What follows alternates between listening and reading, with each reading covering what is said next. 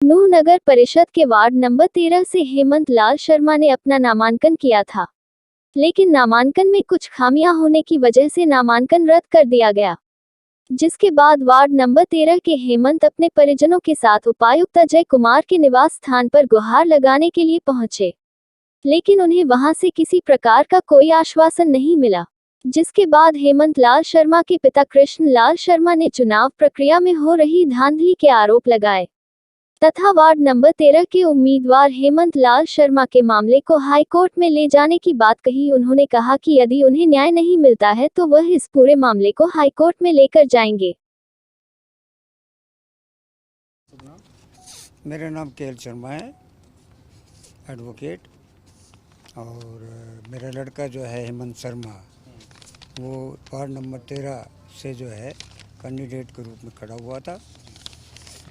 और उसने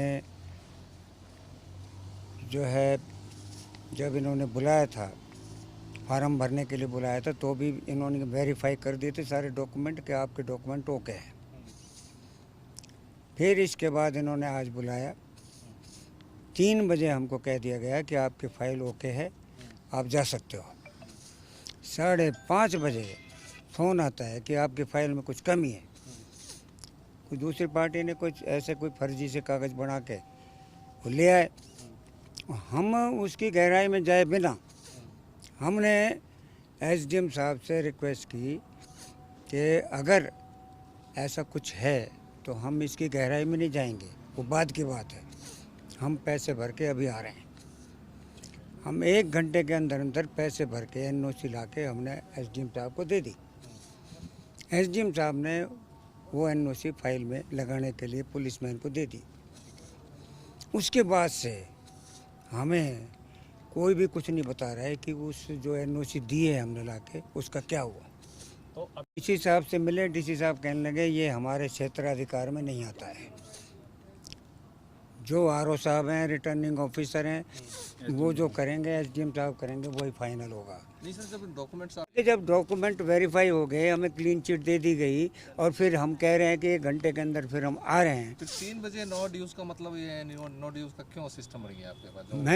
मैं यही कह रहा था कि जब 3 बजे हमारी फाइल को क्लीन चिट दे दी गई कि आपकी फाइल ओके है, कोई मतलब आपके जिम्मे कोई बकाया नहीं है, आप डिफ़ॉल्टर है ही नहीं, फिर ये 5:30 बजे हमें दिया जाता है, जबकि टाइम बचता ही नहीं है। तो अब आगे की आप क्या आगे कार्रवाई करेंगे? तो ऐसी सूरत में ये कानून का गला घोटने वाली बात है। लोग बाग सुन नहीं रहे, गंदी पॉलिटिक्स चल रही है और खूब चल रही है।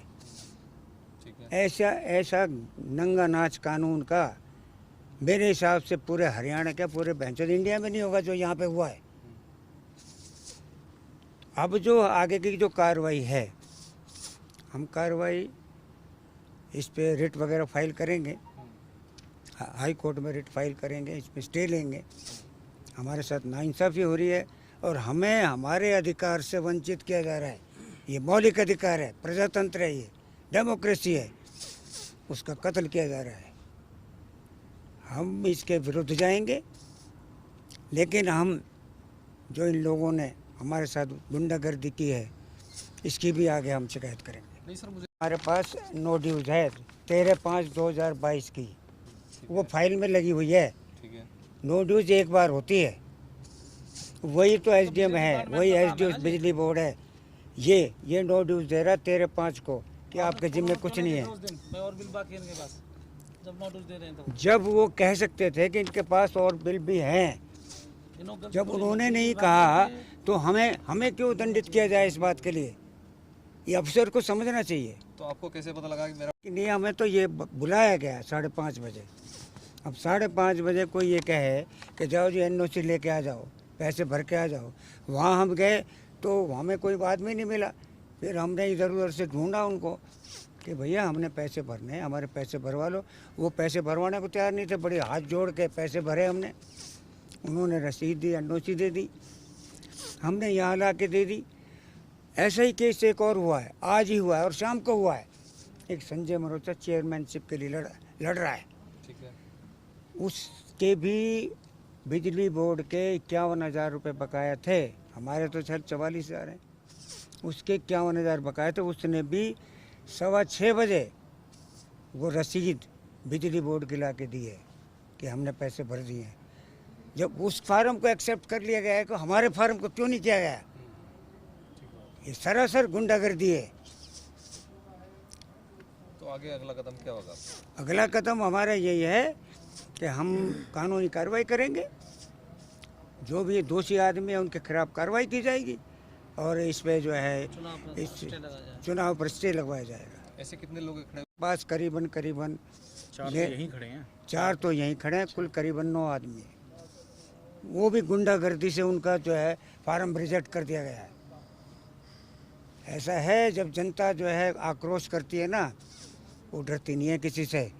ये जो प्रजातंत्र है, इन ऑफिसर्स को ये पता नहीं कानून क्या है। सबका अधिकार है, मूल अधिकार है, मौलिक अधिकार है, संवैधानिक अधिकार है। ये उसका कत्ल कर रहे हैं ये।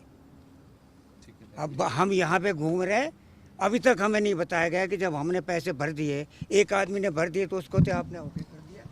जब हमने भर दिए तो मेरे को ओके क्यों नहीं किया गया? हेमंत शर्मा का ओके क्यों नहीं किया गया?